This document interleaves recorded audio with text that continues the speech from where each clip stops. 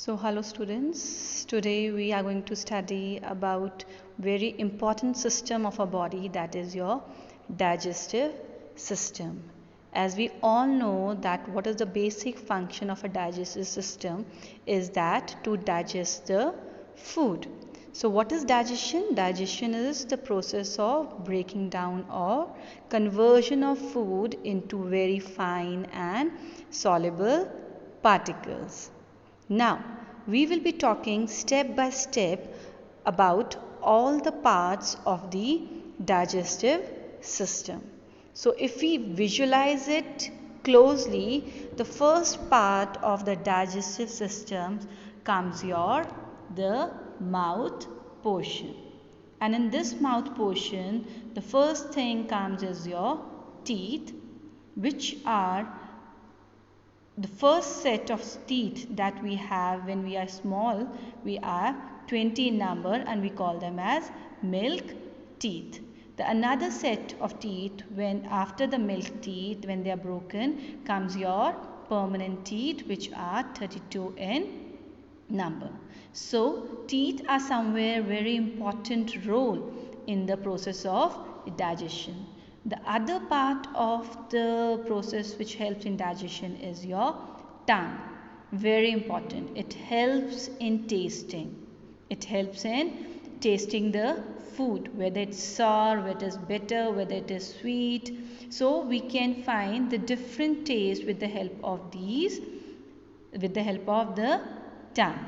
So it helps in chewing. So this another one is your salivary glands. So salivary glands are very important. What they are doing is they are releasing the saliva, which some way helps in the process of chewing. So once the person starts eating, the salivary glands secrete saliva, and that saliva mix up with the food material, and which makes the process of digestion very easy.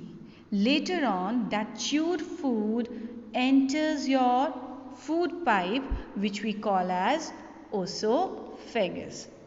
And then from the esophagus, the food pipe, the food enters your stomach.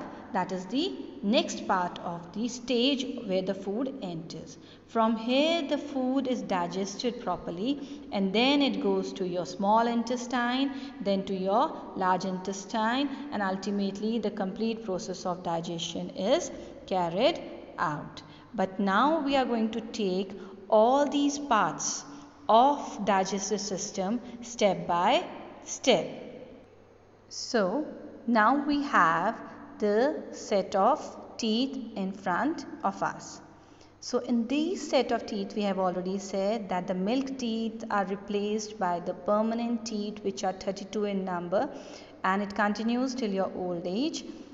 And if we are taking good care of these teeth, now we should visualize how the structure of teeth is basically formed.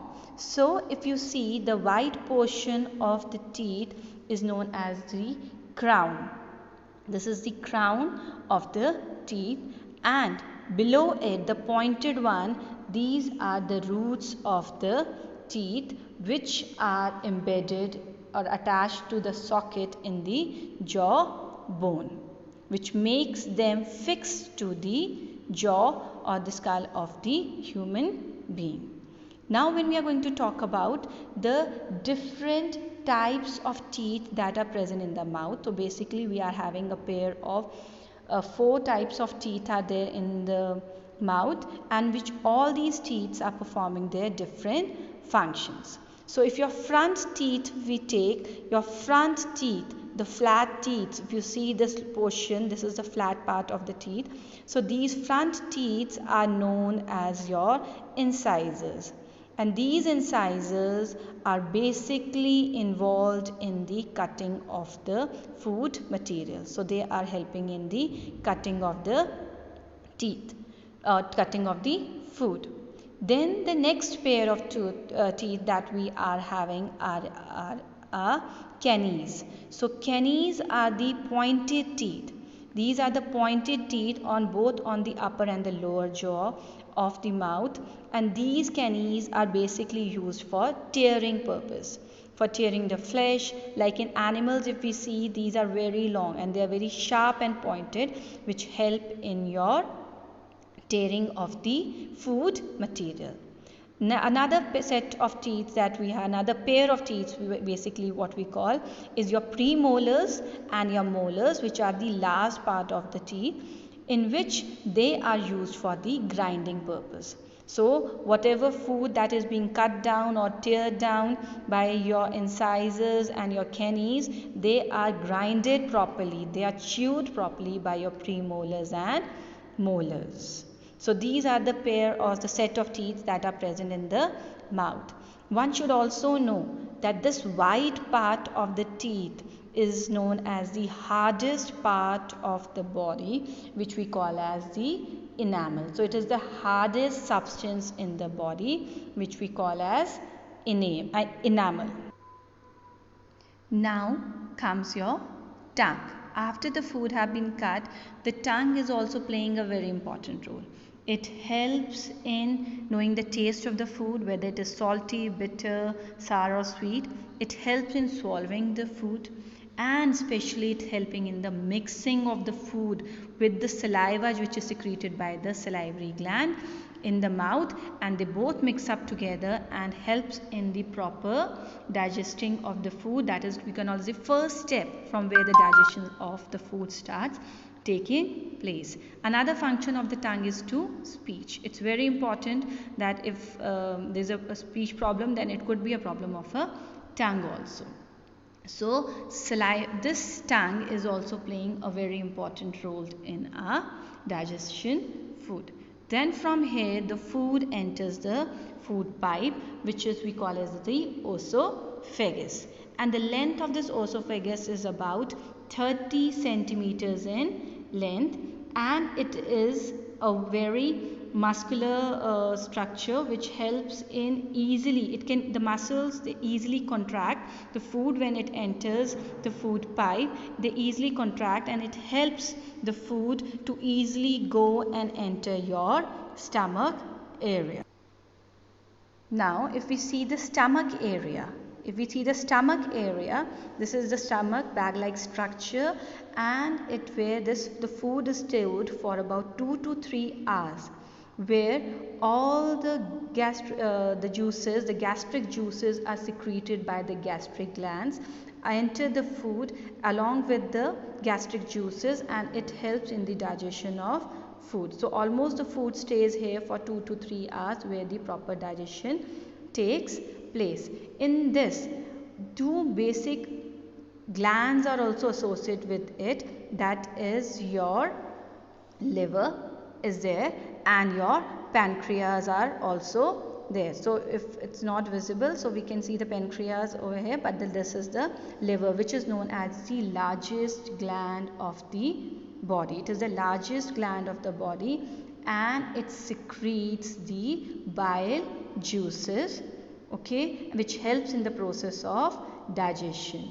And the other one is your pancreas, which are helping in the secreting pancreatic juices, which also further helps. They act as enzymes. That means they help to speed up the process of digestion.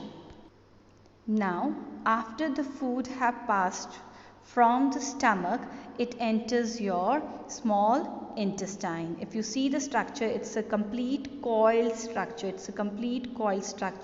Which is about nearly 3 centimeters in diameter and 7 meters in long. Though the name comes to be very small intestine, but it is having a long length. Now, over here what happens, the digested food is passed on to the small intestine, where the bile juices secreted by your liver and the pancreatic juices, which is secreted by the pancreas, all are entered here. They enter here and they help in the further digestion of the food. From the small intestine, all the suitable nutrients which are required by the body, they are passed on through the blood capillaries to the different cells of the body, and The unremained, undigested, unabsorbed food is passed on to the large intestine. It is passed on to the large intestine. And through this, if we are talking at large intestine, let's talk about the width and the length. It is about 7 centimeters in diameters, and it is about half meter in length. Half meter in length and 7 centimeters in diameter. The diameter is 7 centimeters and it is half meter in length. So this is from here, the undigested food is passed on through this, and it is passed out through the anus and the rectum and the anus, which is the last part of the, or the external opening, that is the anus, and it is thrown out as the waste part of the body, and waste material from the body. So this was all about your digestive system.